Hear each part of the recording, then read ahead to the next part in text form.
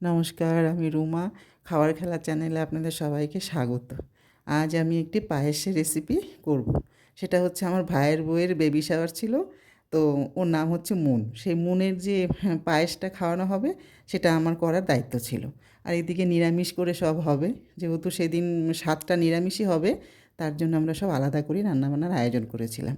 আর এদিকে উপরে তৈরি করা হচ্ছে সকালের জলখাবার। সেখানে ছিল লুচি আর মটরের একটা তরকারি। এই যে দেখুন, মটরের তরকারিটা দেখা যাচ্ছে, আর লুচিও তৈরি হচ্ছে। আর ওদিকে আমি পায়েসটা বসিয়ে দিয়েছি। এবার এখানে 2 কেজি দুধ নিয়েছি।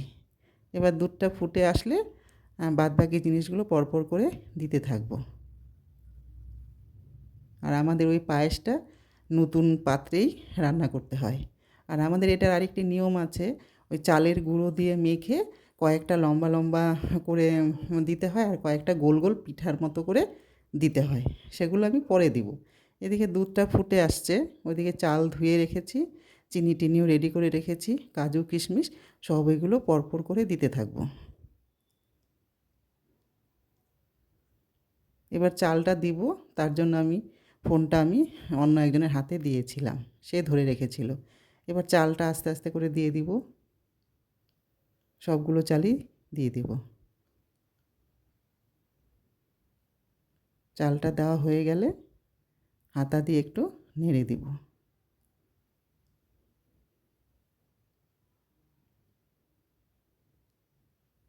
সুন্দর করে একদম নিচ থেকে ভালো করে নেড়ে চেড়ে সব মিশিয়ে দিব।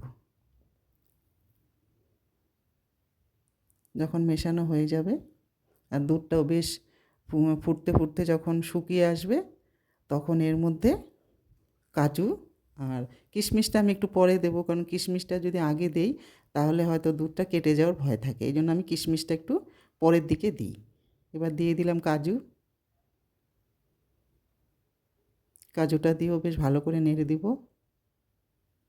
তেজপাতাও দিয়ে দিয়েছি। আর সময় যেহেতু হয়ে আসছিল, আমার একটু তাড়া ছিল, রেডি হতে হবে, তাই জন্য কিন্তু চিনিটার দেওয়াটা দেখানো হলো না। আর আপনারা সবাই জানেন পায়েসে তো চিনি দিতেই হয়। পায়েস প্রায় হয়ে আসছে।